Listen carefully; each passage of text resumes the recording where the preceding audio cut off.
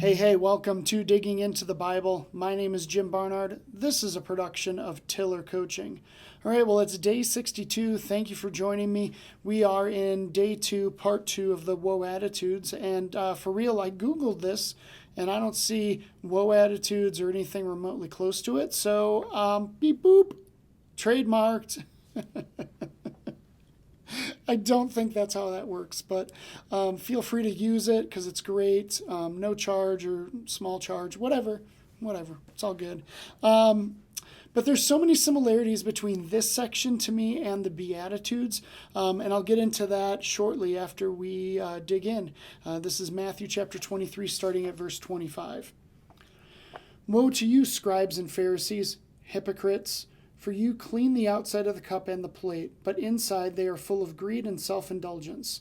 You blind Pharisee, first clean the inside of the cup and the plate, that the outside also may be clean.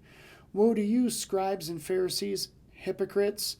For you are like whitewashed tombs, which outwardly appear beautiful, but within are full of dead people's bones and all uncleanness. So you also outwardly appear righteous to others, but within you are full of hypocrisy and lawlessness. Woe to you, scribes and Pharisees, hypocrites! For you build the tombs of the prophets and decorate the monuments of the righteous, saying, if we had lived in the days of our fathers, we would not have taken part with them in shedding the blood of the prophets.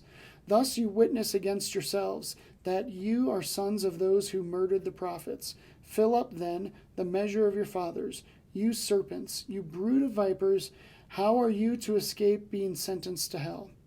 Therefore I send you prophets and wise men and scribes, some of whom you will kill and crucify, and some you will flog in your synagogues and persecute from town to town, so that you may come all righteous blood shed on earth, from the blood of righteous Abel to the blood of Zechariah, the son of Bechariah, whom you murdered between the sanctuary and the altar. Truly I say to you, all these things will come upon this generation.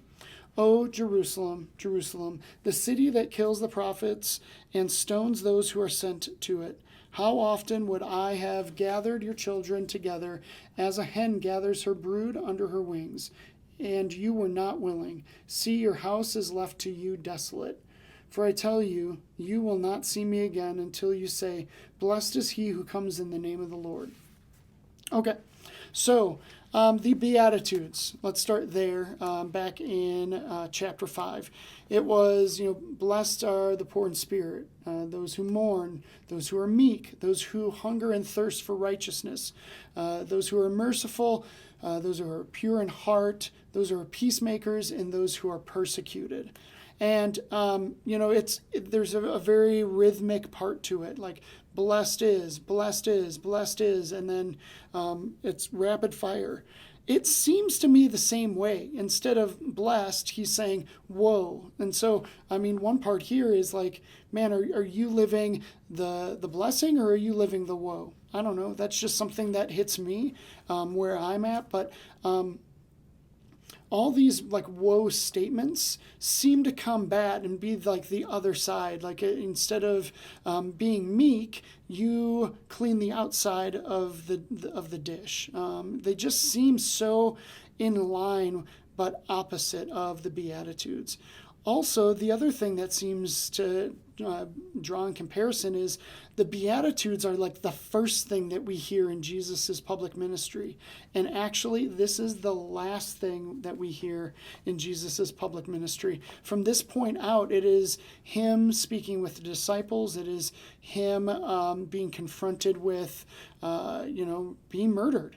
And, I just think that this is such a neat bookend. The Beatitudes and the Woeattitudes. Everything in the middle was Jesus' public ministry.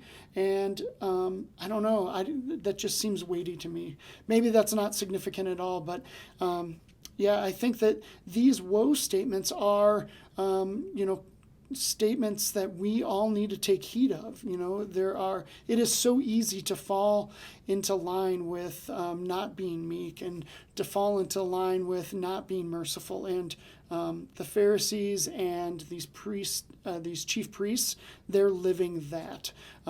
So I think it's just kind of a general warning about religiosity. Let's use that word while I'm inventing words, because it's easy to put religion before actual faith and actual relationship, and I'm not about that. So, that's what I have for today. Kept it pretty short. Guys, thanks for watching. Thanks for listening. Please like, subscribe, share. That would be great.